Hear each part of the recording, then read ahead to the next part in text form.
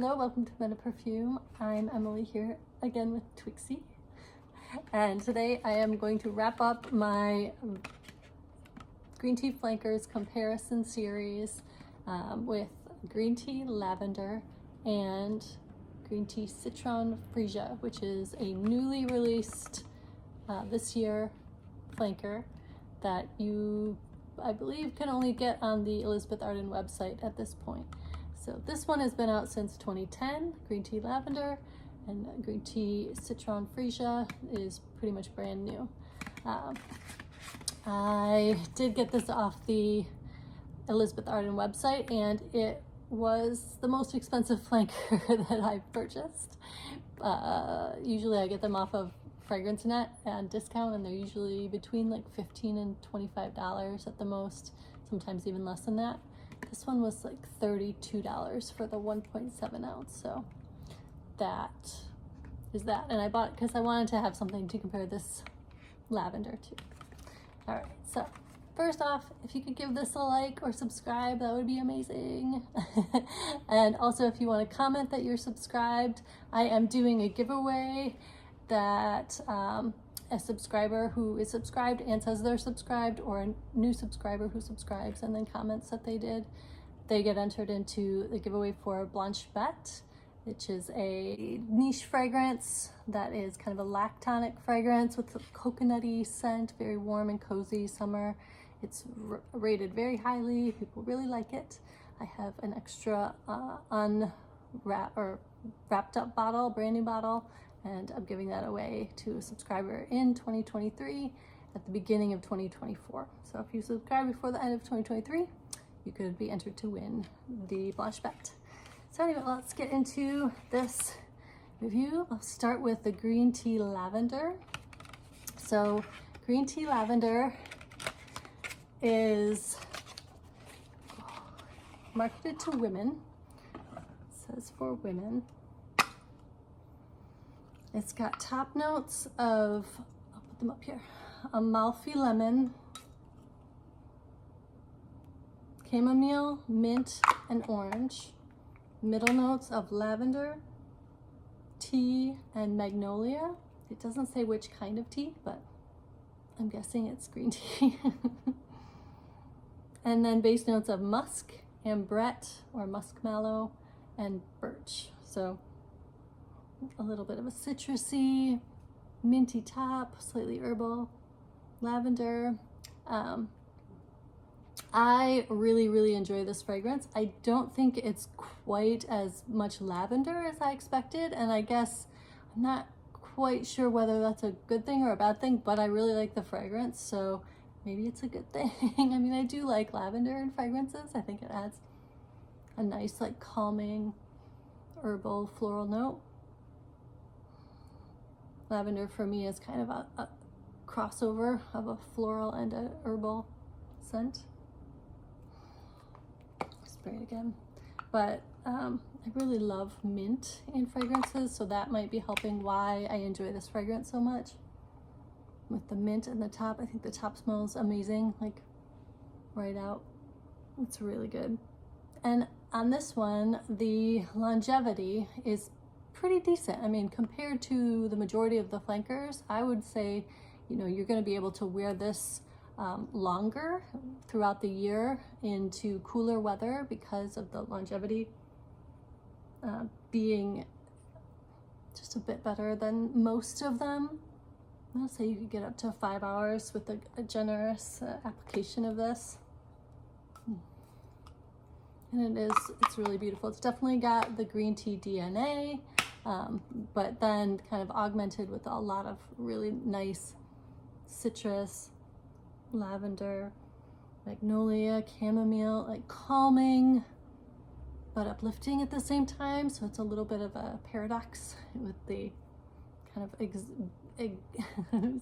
exhilarating, invigorating citrus notes and the calming herbal floral notes. The base is sort of minimized on this. I wouldn't say it comes through a lot, but you know, you can sense the muskiness, just a hint. And then the birch is a small component, but it you know, works well with the rest of the notes. So yeah, I think this is a really beautiful composition. I think people generally really enjoy this fragrance. I do think it could be a unisex fragrance. I'm a little surprised that it's marketed to women. Like it says it's for women on Fragrantica, but I think a man could wear this too. Yeah. So green tea lavender, high marks from me. I really enjoy this fragrance. And we'll get into the second one. So green tea, Citron Freesia.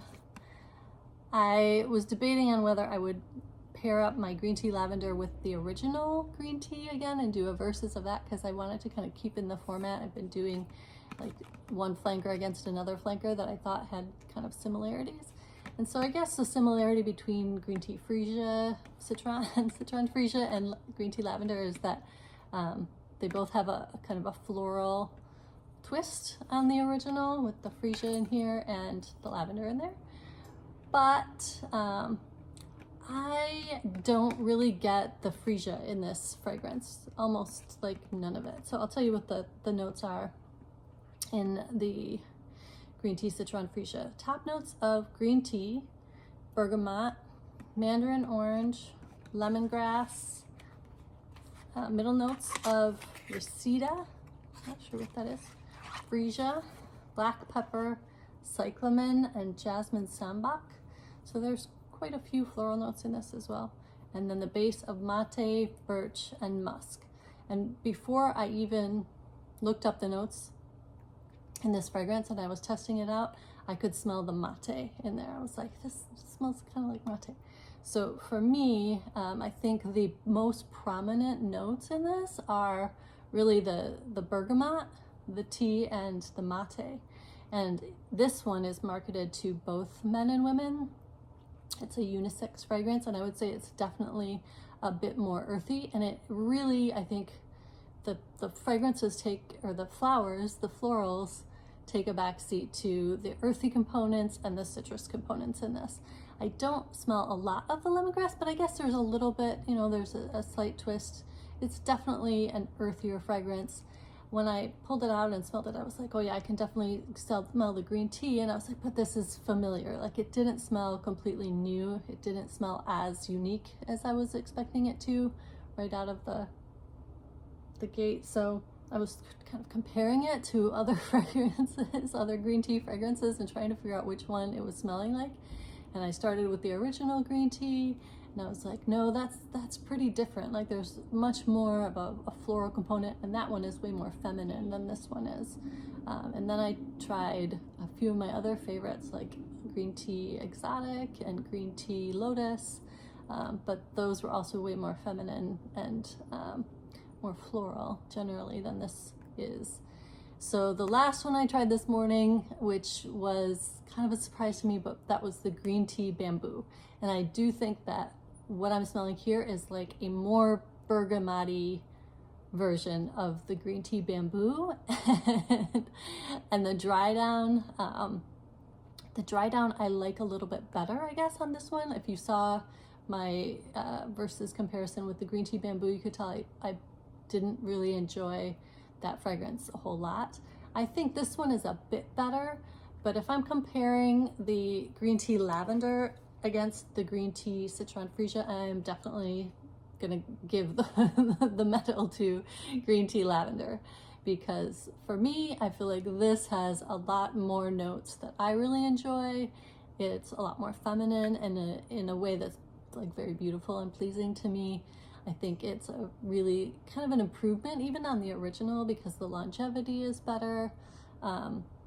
You know, I think they could maybe add even more. You could do like a green tea lavender intense that had more lavender in it, but on the whole, I think it's beautifully balanced and a really good fragrance even for like fall and spring and summer. So, and this is generally a little bit too light for winter or cold weather. But this one, yeah, this one, I'm gonna say the longevity isn't quite as good as the green tea lavender, which is another reason it loses. The earthiness of it, I think it's, you know, a fine unisex fragrance, but I'm not sure why they put Freesia in the name if Freesia isn't a really prominent note. So I think it's a little bit misleading. I would say if you liked green tea bamboo, you may really enjoy this one. Again, it's not going to last a long time, but it's got a nice like citrusy opening and sort of a green tea, but with an earthy twist dry down. But yeah, in the competition versus lavender versus Citron Freesia green tea flankers, the lavender for sure wins. So thank you so much. This is the concluding my green tea flankers versus series. Finally got through all those. I realized that I've been doing Elizabeth Arden reviews all year. And I didn't think it would take me that long, but I kind of also slowed down. So anyway, I've got a few more. I've got Arden Beauty, which I will do a full review of. A subscriber asked for that. So I'm going to add that one to my set of Elizabeth Arden reviews. I think I'm also going to do another full set of all of the green tea flankers that I have, just because I feel like I generally have done that when I've done like series of flankers. I'll do them individually and then kind of a collective comparison. So that's coming. But I am hoping to wrap up and move on from Elizabeth Arden in 2024. But in the meantime, please give this a like if you like this video, subscribe if you haven't, that would be fantastic. If you want to enter the giveaway, put a comment that you're subscribed as well, and I'll take that as you've entered, and I'll pick a winner on the beginning of 2024 and reach out. Pay for shipping in the continental US, but if it's abroad, if you're abroad and you win, I'll let you know what the shipping cost is, and if you want to cover it, then I can have it shipped to you. But if not, then I will pick another winner who will either be able to cover shipping or is in the States and I can cover the shipping. So anyway, thank you all. I really appreciate you, and I hope you have a wonderful rest of your day. Take care. Bye-bye.